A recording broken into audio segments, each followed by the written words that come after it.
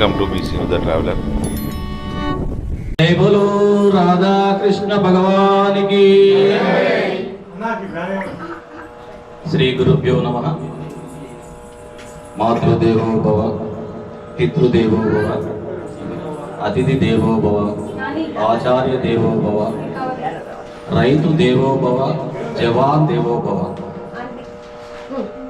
ఈ రైతు దేవో భవ, జవాన్ దేవో భవ ఎందుకు అనాల్సి వస్తుందంటే, ఈరోజు మనం 3 పూటల కడుపు నిండా తింటున్నామంటే దానికి 6 కాలం కష్టపడి ఎండనక వాననక మనకు అన్ని రకాల పంటలు అందిస్తున్నటువంటి రైతుకు మనం ఎంతో రుణపడి ఉంటాం.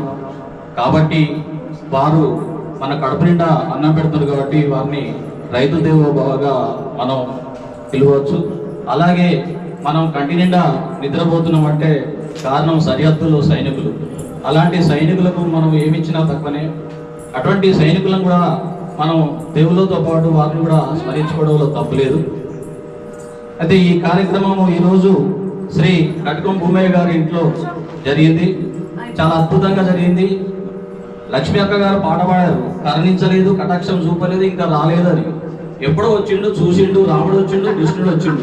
చాలా అద్భుతంగా జరిగింది. ఆయన మనందరినీ దీవించిపోయిండు. ఈ కార్యక్రమము పాండురంగ ఆశ్రమం భావానందపురంలో సుమారు 100 సంవత్సరాల క్రితమే భావానంద స్వామి వారు ప్రారంభించి 120 గ్రామంలో విరివిగా ఈ కార్యక్రమాన్ని ప్రతి ఏకాదశికి చేస్తూ వచ్చాడు. పామరులను, పండితులను, ప్రతి ఒక్కరిని కూడా పునీతులను చేయాలి, వాళ్ళ పామరులను చేయాలి, వాళ్ళను ముక్తి గావించాలని చెప్పేసి ఆ స్వామివారు చక్కటి కార్యక్రమాన్ని రూపొందించి కొనసాగిస్తూ వాళ్ళందరికీ మన ఇప్పుడు నిర్వహిస్తున్న నిర్వాహకులకు ఈ కార్యక్రమాన్ని అప్పగించి వాళ్ళు స్వర్గస్థులయ్యారు. అలాగే విశ్వనాథ స్వామి గారు కూడా సుమారుగా 40-50 గ్రామాల్లో ఇటు కార్యక్రమాలు చేస్తూ వచ్చారు. గత 2 సంవత్సరాల క్రితము ఈ భావానందపురంలో ఆశ్రమ నిర్వాహకులు వారు కూడా ఈ కార్యక్రమాన్ని చేపట్టి 2 సంవత్సరాలుగా 60 గ్రామాల్లో ప్రతి ఏకాదశి రోజు ఈ కార్యక్రమం నిర్వహిస్తూ వస్తున్నారు. ఈ కార్యక్రమం ఎందుకయ్యా అంటే, సులభంగా అతి సులువుగా మనిషి ఎలాంటి ఖర్చు లేకుండా, ఎలాంటి కష్టం లేకుండా తొందరగా పునీతులు కావాలి, పుణ్యాత్ములు కావాలి అని చెప్పేసి ఈ కార్యక్రమాన్ని కొనసాగిస్తూ వస్తున్నారు. ఇట్టి హరే రామ హరే కృష్ణ మంత్రము గురు ఉపదేశం లేనటువంటి మంత్రం అని చెప్తున్నారు. ఏ గురు ఉపదేశము అవసరం లేదు మనకు. ఎవరికి వారు ఈ నామాన్ని స్మరించవచ్చు, జపించవచ్చు. ఈ ఒక్క ఏకాదశి రోజే కాకుండా ప్రతినిత్యము, ప్రతిరోజు, ప్రతి గంట, ప్రతి నిమిషము మన ఇంట్లో మన అందరం కూడా ఈ నామాన్ని స్మరించవచ్చు. హరే రామ హరే కృష్ణ అన్ని పనులు చేసుకుంటూ కూడా ఈ నామాన్ని జపించవచ్చు అని మన స్వాముల వారు చెప్పిన్నారు. ఎలాంటి దోషం లేదని చెప్పిన్నారు. కాబట్టి మనం పనులు చేస్తూ కూడా ఈ కార్యక్రమాన్ని, ఈ నామాన్ని మీరు కొనసాగిస్తురండి. అలాగే ఈరోజు ఈ గంట మనమంతా మన మెదడులో ఉన్నటువంటి మొత్తం చెత్తను శుభ్రం చేసి ఒక శక్తిని మనం తీసుకొచ్చుకున్నాం ఈరోజు. అవునా కాదా? అందరూ లీనమై ఇందులో అన్ని సీరియళ్లకు, అన్ని సమస్యలకు దూరంగా ఉండిపోయి మనం ఫోన్లకు దూరమై, టీవీలకు దూరమై చాలా చక్కగా స్వామివారి నామస్మరణ ఎంతో జాగరూకతతో ఎంతో అద్భుతంగా మనము ఒక గంట సేపు ఆయనను స్మరిస్తూ వచ్చినప్పుడు మనం నెల రోజులు జిమ్ముకు పోతే ఎంత బలం వస్తుందో ఈ గంట సేపు భజన చేస్తే అంత బలం వచ్చింది అందరికి. ఒక్కసారి మీరు చెక్ చేసుకోండి. మీరు ఇక్కడ రాకముందు మీ శరీరం ఎలాగ ఉన్నది, ఇప్పుడు గంట తర్వాత ఎంత ఉత్సాహం వచ్చింది మీ శరీరంలో మీరే ఊహించుకోండి. కాబట్టి ఈ భగవన్ నామం చాలా మంచిది. మీరు సామూహికంగా చేసినా, ఒంటరిగా చేసినా, 10 మందితో కలిపి చేసినా చాలా అద్భుతమైన ఫలితాలు వస్తాయి. కాబట్టి ప్రతి ఏకాదశికి మనము ఈ 2 సంవత్సరాలుగా సిద్దిపేట పట్టణంలో ప్రతి ఇంట్లో భక్తుని కోరిక మేరకు వారి ఇంట్లో చేసుకుంటూ వస్తున్నా. గత ఏకాదశి రోజు తిమ్మిశెట్టి వీరేశం గారి ఇంట్లో చేశాం. అంతకుముందు ములుగు కృష్ణమూర్తి గారి ఇంట్లో చేశాం. అంతకుముందు అనసూయ గారు, నాగరాజు గారి ఇంట్లో చేశాం. తర్వాత బాలచంద్రం గారి ఇంట్లో చేసినాం. హౌసింగ్ బోర్డులో విజయ మేడం గారి ఇంట్లో చేసినాం. ఈ రకంగా 2 సంవత్సరాలంటే సుమారుగా నెలకు 2 ఏకాదశులు వస్తాయి.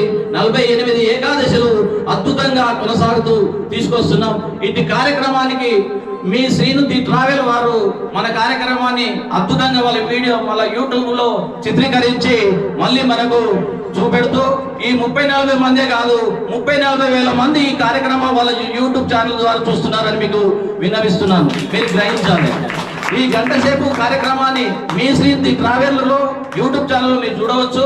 మీకు బోర్ అనిపించినప్పుడు ఈ కార్యక్రమాన్ని ఒకసారి మీ యూట్యూబ్లో ప్లే చేసుకోండి. మీ మొబైల్లో చాలా ఆనందం, శక్తి అన్ని రకాల మీకు చేకూరుతుందని మరోసారి విన్నవిస్తూ, ప్రతి ఏకాదశి కూడా సాయంత్రం 6 గంటల నుంచి 7 గంటల వరకు ఇది కొనసాగుతుంది. ఒక నిమిషం ముందు కానీ ఒక నిమిషం ఆలస్యం కానీ ఉండదు. తప్పనిసరిగా ఈ టైము పంక్చువాలిటీగా విశ్వనాథం గారు మెయింటైన్ చేస్తున్నారు. 6 గంటలకు భజన అంటే 6 గంటలకు ప్రారంభమవుతుంది. దయచేసి భజనకు వచ్చే వాళ్ళు సకాలంలో ఇచ్చేసి ఈ కార్యక్రమంలో ఉన్నటువంటి మహాభాగ్యాన్ని స్వీకరించవలసిందిగా కోరుతున్నాను. జై శ్రీరామ్, జై గోమాత, భారత్ మాతా కీ, భారత్ మాతా కీ, భారత్ మాతా కీ భారత్ మాతకి జై అంటే ఇది ఒక ఏ పార్టీ నినాదం కాదు, ఏ మతం నినాదం కాదు, ఏ వ్యక్తి నినాదం కాదు.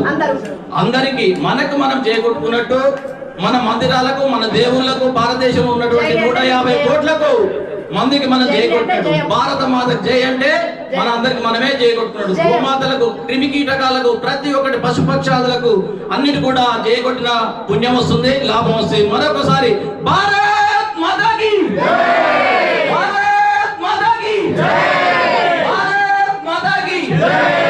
ఇదంతా ఇంతసేపు కష్టపడ్డందుకు మన భూమన్న గారు అల్పాహారం కూడా మన అందరికి ఏర్పాటు చేశారు.